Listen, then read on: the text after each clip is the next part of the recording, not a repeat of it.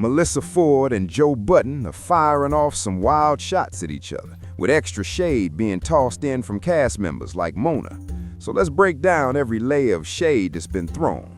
First, right here, you see Melyssa Ford broadcasting straight out of the iHeart studios, which just so happens to be tied to Joe Budden's longtime rival, Charlamagne. Everybody knows Joe Budden and Charlamagne have zero love for each other, but the real root of their beef is how differently they view the content game. Joe Budden believes iHeart does not take care of creators, while Charlamagne is all about partnering with major corporations and expanding his empire globally. So was Melyssa Ford pulling that classic move where after a business breakup you run straight into the arms of your ex's biggest enemy? Because that's exactly what it looks like.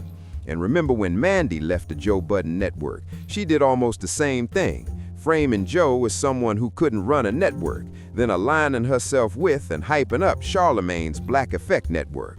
But that's not the only eyebrow-raising exchange happening right now. Next up, there was this clip where Joe Budden talked about why he isn't wearing shades. Shades since yeah, been a while. A minute. Been a long time. Should have left you. It ain't been as bright in here. I think it's been, for me, honestly, 3 months. That's about right. Nah, about 4. Now, that was a slick reference to how back when Joe Budden was doing the show with Melyssa Ford toward the end, he always had to throw on those shades because he needed to hide whatever he was really thinking in response to Melyssa Ford's antics. You know, the non-stop complaining, the awkward energy, the moments where she just shifted the whole vibe of the show. And now that Mona stepped in, he doesn't feel like he has to keep those sunglasses on anymore. I guess it's a new chapter where Joe feels like he can actually show his face and show what he's thinking. But we'll see if that transparency lasts now that Mona's in the mix. Speaking of Mona, there are a few moments involving her. The first one is this back and forth where Joe Budden is talking to Mona, and Mona says something like, "Oh, it's hard to work with guys." And look at what Joe Budden fires back.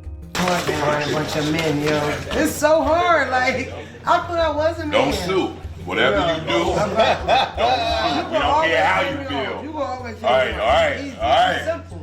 Now, when Joe said don't sue, could that have been a subtle jab at Melyssa Ford? Because Melyssa Ford stepped away from the Joe Budden podcast, and she framed it as her mental health not being in the best place, allegedly, according to what's been circulating. Could that situation have opened the door for a potential lawsuit if Joe didn't secure some kind of NDA deal where she'd be compensated for staying quiet? Joe even said on the podcast, if y'all want to leave, Flip and Melyssa Ford, I'm fine with y'all signing an NDA. I'll pay for it.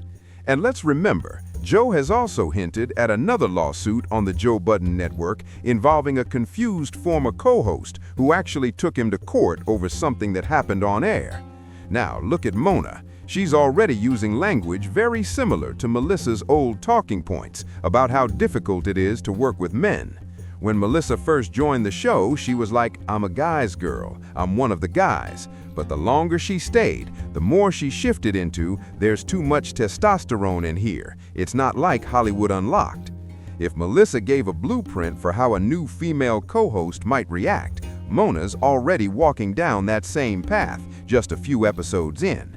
And that's something we have to keep an eye on, because those cracks could mean she's not fully meshing with the Joe Budden network's culture. At least now, Joe is making certain adjustments, like separating Mona from Flip, which might have helped Melyssa stay longer if he had done the same back then. But then we have the photos. For a long time, the Joe Budden podcast studio had those art-style portraits of the entire cast, including Melyssa, even after she left, which made some fans think she might return. Well, Mona hopped on Instagram showing videos of everyone's portraits still hanging up, including hers, and that stirred the pot even more. Guys, that's Joe Budden, that's Parties, that's Imani, that's Ice, that's Flip, and who the is that with the beautiful tongue? Demona, that's right. She started pointing out that Melyssa Ford isn't being shown anymore, and even her artwork disappeared. And listen, that alone had the timeline whispering.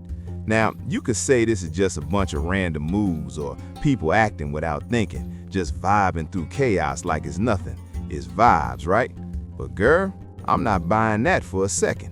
I'm convinced Melyssa linking up with iHeart Media is calculated, and we gotta watch if Hot and Bothered magically pops up on the Black Effect or straight under iHeart.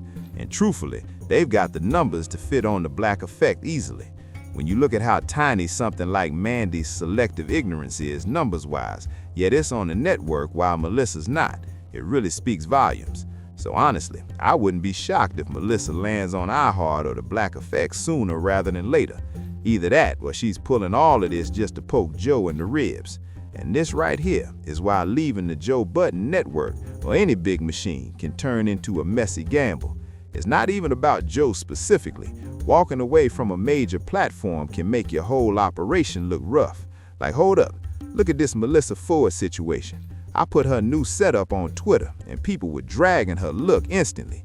I still think she's a gorgeous woman, but the comment section was acting wild like they forgot what their own girl looks like. So please, still, the setup looks bad. The lighting is off. You can tell this is an audio-only vibe with no real production. This is nowhere near those studios transformed into TV-style sets like Horrible Decisions or Need to Know from WTF Media. She clearly doesn't have that kind of budget. She's not even dressing like she used to on the Joe Budden podcast, even though people used to drag her for that too. But real talk, it's harder for women to handle appearance politics on camera. Still, you can see she's trying to keep the show going. What hits me is that I barely hear her name anymore, and that tells you how much visibility the Joe Budden network actually provided.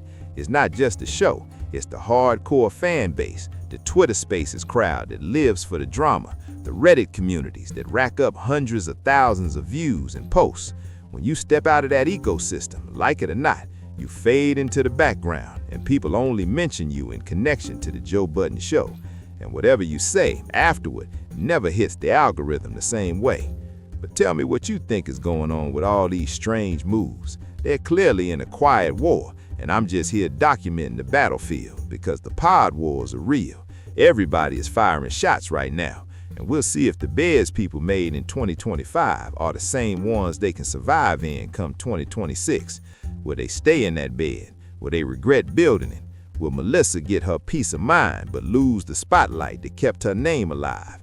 Losing attention can have just as much of an impact on a person's mental state as gaining it, and I don't know if Melyssa Ford is prepared to fade back into the shadows again.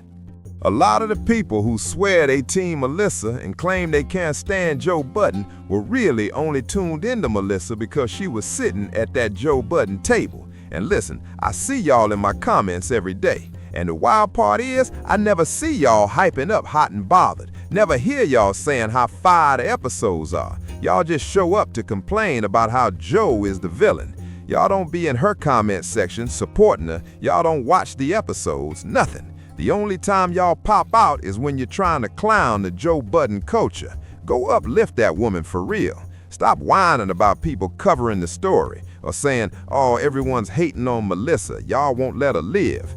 People talk about this because the situation is messy, and clearly these folks still care enough to keep trading shots. There's a reason Melyssa is pushing that picture of herself behind the iHeart mic like a badge. She's trying to let everyone know she's still glowing. But honestly, it might have blown up in her face because